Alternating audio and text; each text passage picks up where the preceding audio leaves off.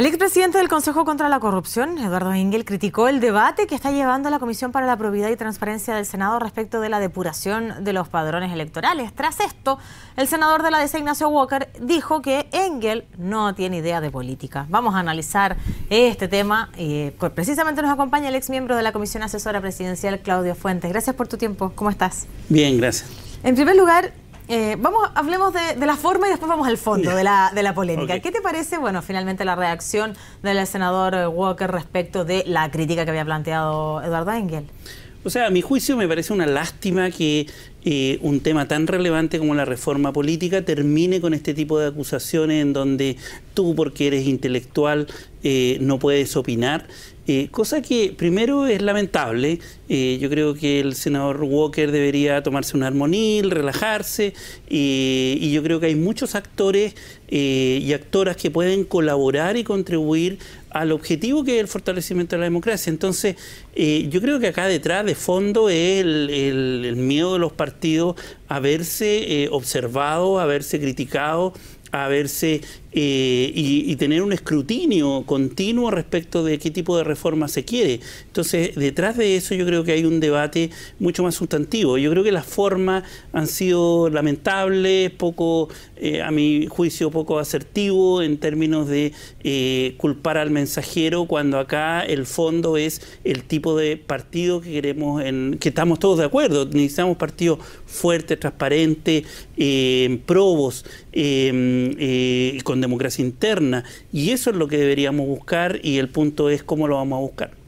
Respecto a lo mismo, sigamos en la forma y después vamos al fondo de la discusión, pero más que todo específicamente porque aquí tenemos un actor de la nueva mayoría, que es Ignacio Walker. Tenemos a la presidenta que nombra a Eduardo Engel para que se haga cargo de esta reforma profunda que requiere nuestro sistema para devolver la confianza en quienes son los principales actores de esto, que es la ciudadanía. Por lo tanto, ¿qué pasa aquí con a los ojos de la ciudadanía? Cuando vemos en este caso enfrascado a través de los medios de comunicación a quien la presidenta le dio su confianza para que lidere una comisión tan clave como esta, para devolver la confianza en la ciudadanía con un actor clave de la nueva mayoría como el senador Ignacio Walker? Sí, pero mira, yo no voy a... caer en las caricaturas yo creo que es re malo. Yo no voy a hablar primero por Eduardo Engel. En primer lugar, a mí me llama mucho la atención que sea el senador Walker el que haga este tipo de crítica cuando él viene del mundo académico, él ha contribuido, ha hecho contribuciones intelectuales, él es doctor en ciencia política, fue director de un programa de ciencia política en la Universidad Andrés Bello, si no me equivoco. Entonces, que él venga a pontificar que esto no es, ya es una caricatura, hacer una caricatura de supuestamente intelectuales que estamos haciendo desde una burbuja, mirando el país desde lejos, son puras caricaturas que yo creo que no contribuyen al debate, porque no es así.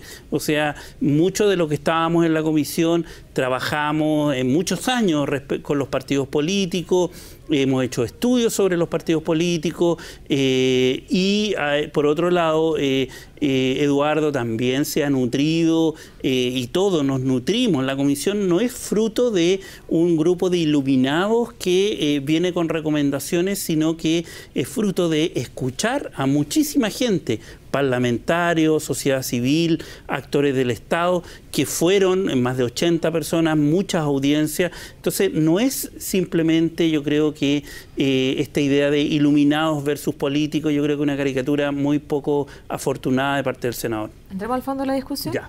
Y específicamente guarda relación con lo que guarda relación con los partidos políticos y con esta depuración que tienen que hacer, ¿cierto?, de su padrón y de sus militantes para poder también recibir el financiamiento público. Por lo tanto, ¿qué es lo que complica a los partidos políticos? Y si es que hay algo que los complica, debería ser la pregunta anterior. Totalmente, hay un elemento clave que los complica. A ver, primero un contexto. Acá estamos en una serie de reformas del CERVEL, de los partidos, del financiamiento, que se va a empezar a entrar a operar el próximo año. Por lo tanto, lo del empadronamiento es un porcentaje, un fragmento de esta discusión. Y vamos a tener otras discusiones en las próximas semanas. Claro, tenemos el 6+6 y ahí claro, los distintos proyectos. Y por lo tanto hay muchos proyectos adicionales. Pero ahora está concentrado en esto. ¿Por qué? Porque el próximo miércoles, el miércoles que viene, se va a resolver en la Comisión de Probidad, que preside el senador Walker, una propuesta que hizo el gobierno el jueves pasado respecto de la reinscripción. ¿Cuál es el problema con la reinscripción? Hay tres problemas. Primero, el timing. ¿Cuánto tiempo se requiere para hacer una reinscripción total de afiliados? De acuerdo a la propuesta del gobierno, son 12 meses. Yo creo que 12 meses es un tiempo razonable. Piensa tú que en Bolivia se reinscribió a toda la ciudadanía, a todo el electorado que tenía que votar con un sistema con huella digital en aproximadamente 5 meses. Por lo tanto, un año es suficiente. O sea, y son 5 millones de electores, acá reinscribir a 500.000 personas aproximadamente, porque no son los 900.000 militantes, porque hay muchos muertos, gente que ya no está militando, etcétera. Supongamos 500.000. Reinscribirlo en 12 meses es más que razonable. Entonces el punto es el timing. Segundo tema tiene que ver con cuál va a ser el procedimiento, si va a ser totalmente transparente. ¿Para qué?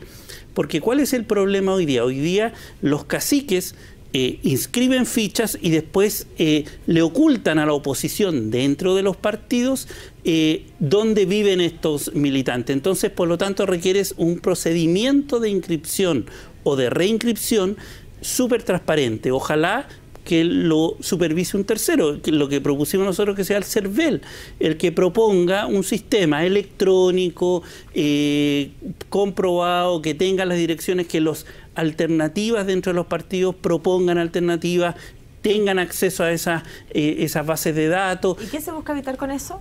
¿Para qué? Para que ciertos caciques controlen máquinas partidarias. Y yo tengo 3.000 militantes en la comuna X y esos 3.000 después a la oposición dentro de mi partido no les entrego las direcciones, no puedo, y eso afecta a las campañas internas dentro de los partidos. Y los partidos son muy relevantes porque designan ministros, designan subsecretarios, intendentes, candidatos a core, a concejales, etcétera, etcétera. Por lo tanto, es fundamental tener un sistema de empadronamiento de militantes lo más transparente posible para que exista democracia interna de verdad. Ese es el objetivo. Y por lo tanto, lo que se dice es que el procedimiento sea con una ficha única. O sea, estamos hablando de cosas bien básicas, no es ciencia ficción, es ficha única, que el CERVEL controle que existan distintos mecanismos mediante el cual tú te puedes reinscribir, que vaya a la notaría, un ministro de fe, que lo hagas por internet, pero para eso requiere una infraestructura que el CERVEL la puede proveer. Entonces el segundo tema es el tiempo, segundo el procedimiento, y el tercer punto, que yo creo que es el más complejo, tiene que ver con la condicionalidad. ¿Qué quiere decir esto? Que si el Estado va a darle dineros a los partidos políticos para campañas y en forma permanente, entonces antes de que proceda esa entrega de recursos, pruébeme que usted cumple con cierto estándar. Es decir, su padrón depurado.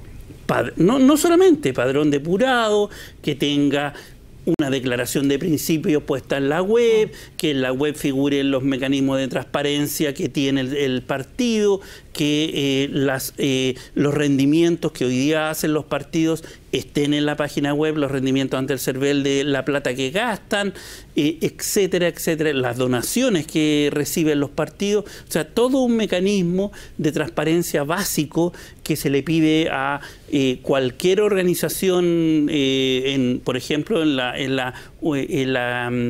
organismos de la OECD, por ejemplo, hay un estándar básico que, de nuevo, no estamos hablando de ciencia ficción, tengo una página web decente con la información de quiénes son los candidatos, quiénes son qué tipo de financiamiento recibe y ese tipo de cosas. Por lo tanto, es padrones, el timing y esta condicionalidad. El punto es que se viene la elección municipal y la pregunta siguiente es, bueno, ¿cómo se financian los partidos si todavía no se cumplen con estas normas? Y ahí yo creo que están atrapados porque los partidos tienen el incentivo de mantener los recursos o de recibir más recursos, pero no prometer mucha transparencia. Y ese es el debate que es de fondo y que estamos dando la pelea para que avance lo mejor posible. Pero ese debate se da en el contexto de la elección municipal que está a la vuelta de la esquina.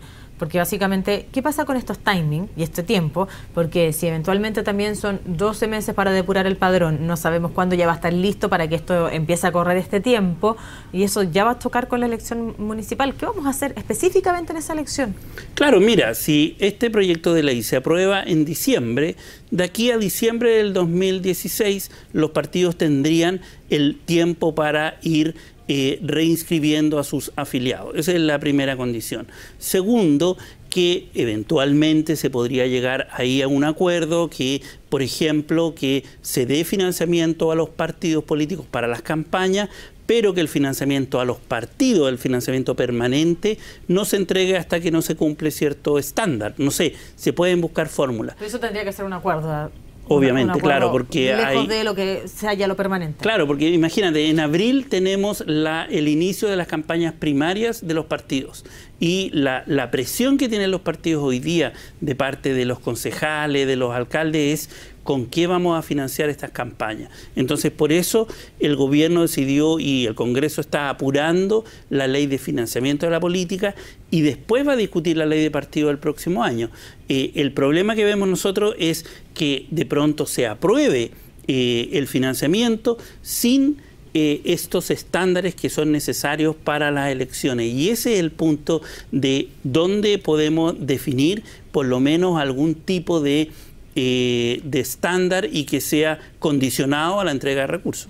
Hay una discusión que es anterior y bueno, y ahí estamos atrapados porque el Congreso es el que resuelve estas situaciones y la Comisión la que propone, y el Ejecutivo el que dice de estas propuestas cuánto voy a hacerlo realidad en un proyecto de ley, pero las indicaciones pueden ser múltiples y variadas.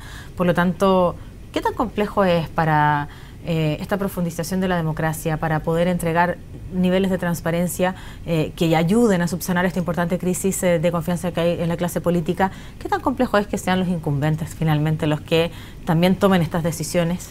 Mucho, o sea, mucho porque... Ahora, no hay salida, pero... Claro, lamentablemente yo creo que acá hay una situación en donde el gobierno está comprometido a cierta agenda, los parlamentarios tienen que aprobar, que es lo que tú dices. Ahora, afortunadamente, yo creo que eso es muy bueno, el sistema político está reaccionando. Primero, se creó una comisión. Segundo, se hicieron propuestas que yo creo que avanzan a un estándar que existe. Esto que dicen que es muy complejo, que no se puede aplicar.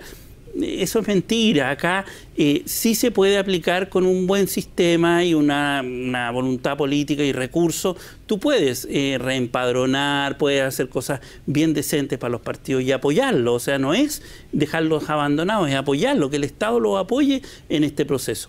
Tercero, yo creo que lo que tú señalas respecto de el gobierno, yo creo que planteó al principio propuestas bien tímidas. Yo creo que ahora el ministro Izaguirre se la ha estado jugando por un estándar mucho más alto y exigente. Y eso ha generado la resistencia. O sea, de los 3 puntos que te planteé, primero, ¿cuáles fueron las respuestas de los partidos políticos? Uno, que no sean 12 meses, que sean 24.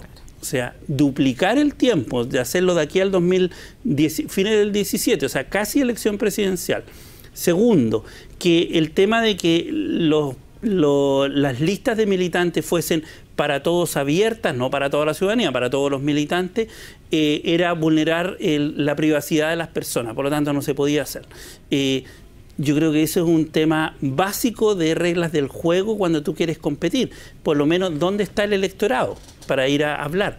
Y tercero, que necesitan recursos y que después veamos las condiciones para los partidos de transparencia, etcétera, denos los recursos. Yo creo que si a las universidades, a otras organizaciones le están pidiendo, le están exigiendo cierto estándar, ¿por qué no a los partidos políticos? Yo creo que es el momento de que los partidos se pongan los pantalones largos y efectivamente respondan como una institución que ha sido tan tradicional en Chile. Claudio, muchísimas gracias por compartir este análisis con nosotros. Ok, gracias a ti.